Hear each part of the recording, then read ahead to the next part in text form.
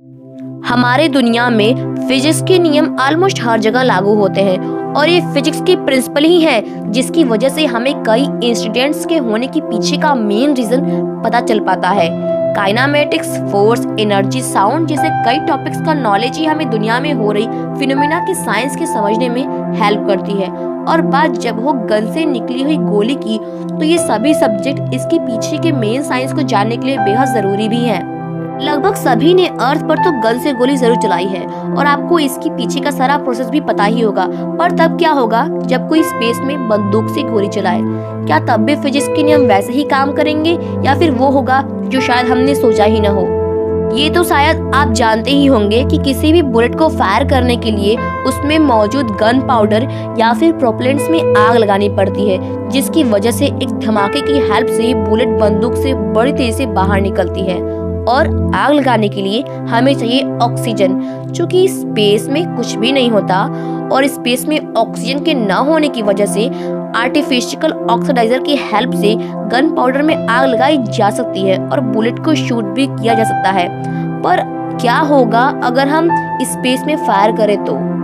अगर हम अर्थ पर गन से बुलेट चलाते हैं तो जैसे ही बुलेट गन से निकलती है तो एक भारी आवाज पैदा होती है, पर स्पेस में प्रेजेंट वैक्यूम की वजह से वहां गन शूट करने पर कोई आवाज नहीं आएगी, बिकॉज साउंड वेव्स को ट्रैवल करने के लिए कोई न कोई मीडियम चाहिए होता है और वैक्यूम में साउंड वेव्स ट्रैवल नहीं कर पाती।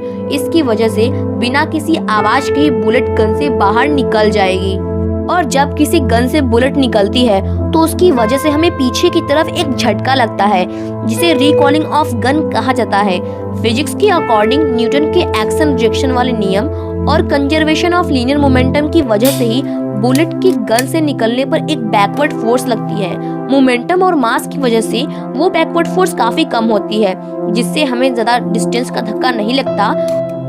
और अगर बात स्पेस की करें तो ये रूल वहाँ भी वैसे ही अप्लाई होते हैं और ग्रेविटी के न होने की वजह से हम पीछे की तरफ तैरने लगेंगे और हमारा डिस्प्लेसमेंट भी थोड़ा ज्यादा हो सकता है।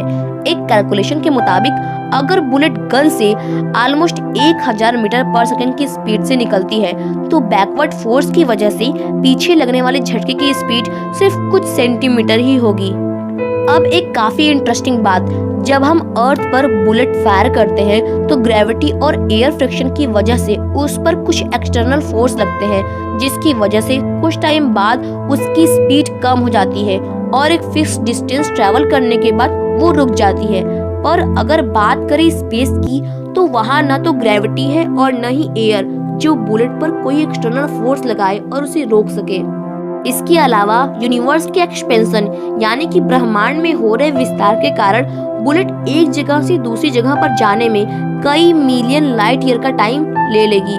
इसका सीधा और सिंपल मतलब निकाले तो बुलेट इनफाइनाइट टाइम्स के लिए ट्रैवल करेगी और तब तक नहीं रुकेगी जब तक कि उसके रास्ते में कोई एस्टेरॉयड्स या फिर कोई प्लैनेट्स नहीं आ जाता।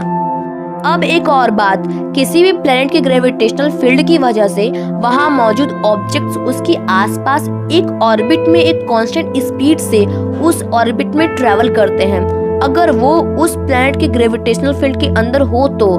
और अगर आप किसी प्लेनेट के ऑर्बिट में मौजूद होकर एक फिक्स्ड पोजीशन से शूट करते हैं तो चांसेस हैं कि बुलेट्स उस प्लेनेट के ग्रेविटेशनल फील्ड की वजह से उस ऑर्बिट में ट्रैवल करने लगे और एक रिवोल्यूशन के बाद आकर आपको पीछे से हिट कर दे। हालांकि ये 1 in a million केस है, पर ऐसा होना इम्पॉसिबल भी नहीं है। तो ये थे कुछ ऐसे रिजल्ट जो सच में हैरान कर देने वाले थे और ये सभी रिजल्ट साइंटिस्ट द्वारा बताए गए हैं जो फिजिक्स के नियमों को ध्यान में रखकर निकाले गए हैं। तो आज के लिए बस इतना ही एंड थैंक्स फॉर वॉचिंग।